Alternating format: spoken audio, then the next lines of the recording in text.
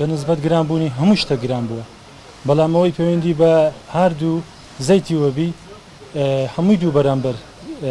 گران بووە بۆ نمونە بە تایبەتی موادی ئێرانی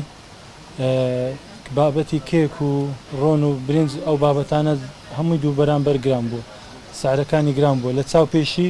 ئەگەر کارتۆنی کێکی بە 2000 بی ئێستا بە 4.5 یعنی نەک بابەت ینی دووقات زیاتریش گران بووە بەنسبەت بابەتەکانی دیکەش هەمووی بابەتی سفرێ موادی سەفەری ئەوەی پەیوەندی بە لای لۆن و بابەتی سەفەریشەوە هەیە هەمووی گران بووە و بابەتی ساردەمەنیات ئەوانیش هەمویان گران بووینە ئەویش پەیوەندی بە ناوخۆیە پەیوەندی بە لە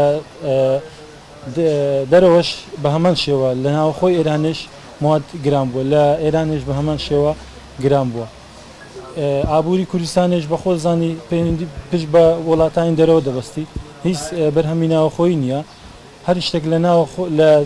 خارج گران بی و لێرەش گران نەبی زەیت و برنج و ئەوە لە مێژە ئەوە سعریان بەرز بیتەوە بەس لەگەڵ ئەو تقریبان ئەو فترەی ئەو گرانی ئەو کێک و ئەو بابەتی جبس و شتانە پێیا بوو ئەگەر ئەوەی مەسەلەن هاردی 25 کیلۆی بێشلەر ئەمن بەبیرم دێ پار بە 14,000 بوو ئێستا دوکاندار لێرە بە 30,000 دەفرۆشن یعنی ئەگەر لێکی بێ جەنابەت تقریبا 16,000 شتە سەری ئێستا نمونە ڕوونە برنجە زەیتە ئەو ماوەدانە هەمووی گران بووە ماسە زەیتەکە لە پێشی کارتۆنی بە 25 و 26 بوو ئێستا بە 73 زەیتی 1 لیتری زەیتی بایعش کە ئەدرێ زەیتی بایعەکە بوویندی ینی خەڵکەکەی ئەگۆڕتەوە بە ئاڵتونسا بە زێڕ و بە شەریکەکانی دیک بوونی نایە ئەوانش بە 72 برنج وچی برنجی برنج 30 کیلۆیی فەردەی بە 48 بوو بە 46 بوو ئێستا بە 60 هەموو زۆرە سعریدەی 20,000 15,000 زۆرە لە خەڵکەکە ئەچانی گرفتەکە ئەوەیە مەقسەد پێشووتر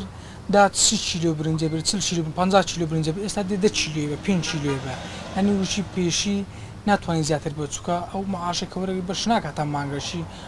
بێ 50 کیلۆ برنجی بیان یەک کارتۆن زەیتی بێت 5 زەیتیە بە 10 کیلۆ برنجیە بە وچی پێشووتر ئەگە ڕاوازی لەسەر نییە کمکمە بە